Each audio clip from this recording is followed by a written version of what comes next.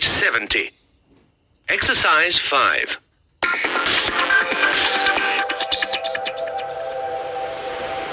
For the next few days, Simon and Uncle Jack stayed at home. They read books, watched TV, and played cards. He couldn't talk to his friends because mobile phones didn't work here, and Uncle Jack didn't have the internet. You can't get it in this village because we're in a valley. Uncle Jack explained. But we've got a post office. Why don't you send them a postcard? I've got lots here. Look, mountains, forests, lakes.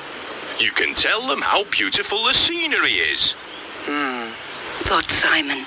So why do we stay inside all the time? But a trip to the post office would give him something to do. He wrote a few cards and then went to get his wallet from his bag. He couldn't find it, so he took everything out and shook the bag over his bed. The wallet and something else fell out. It was a small square box made out of black plastic.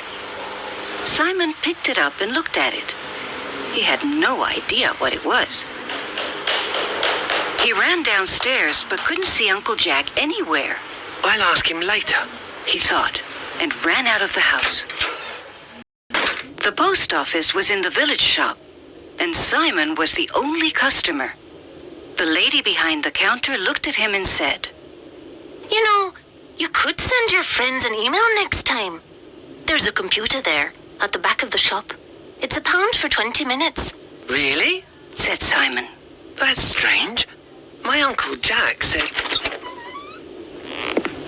At that point, the door of the shop opened and a man walked in. Simon froze. It was the man from the train. Simon stared at him. What was he doing here in this tiny village? Could it be a coincidence? Somehow, that just didn't seem possible.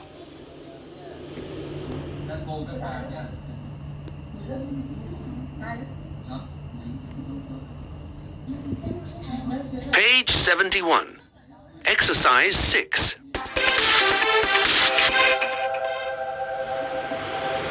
Back at the house, Simon went to his bedroom and began to ask himself questions.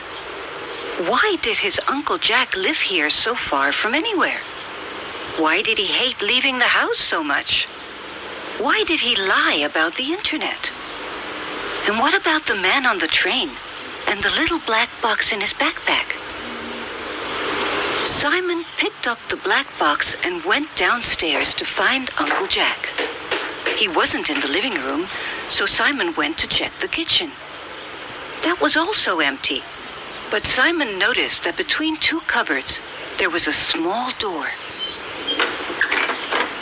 It was open.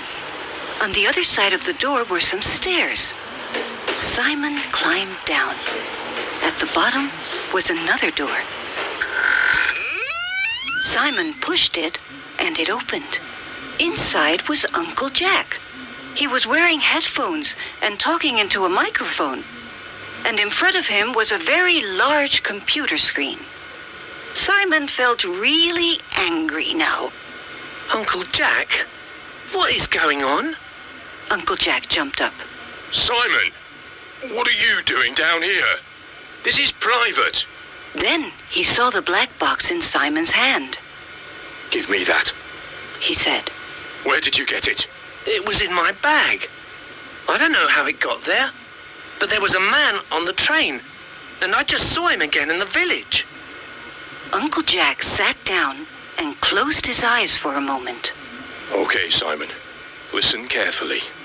I need to tell you something.